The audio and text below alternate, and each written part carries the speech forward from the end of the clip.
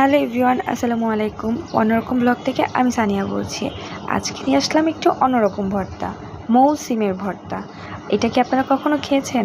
এত স্বাদ, না খেলে বুঝতেই পারবেন না। আজকে চলেন ভর্তাটা শুরু করে দিই। আমি আগে সিদ্ধ করে তারপরে একটু টেলে নিয়েছি।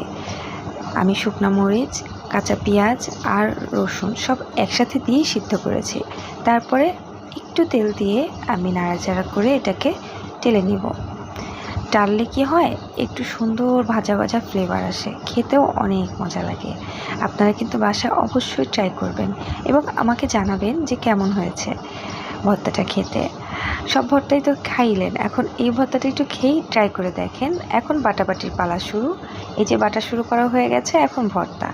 এই যে মজার ভর্তা খাচ্ছি, বিসমিল্লাহ। খাওয়াটা কিন্তু গরম গরম ভাতের সাথে সেই মজা হবে। যদি না খান তাহলে কিন্তু মিস করবেন। আল্লাহ হাফেজ।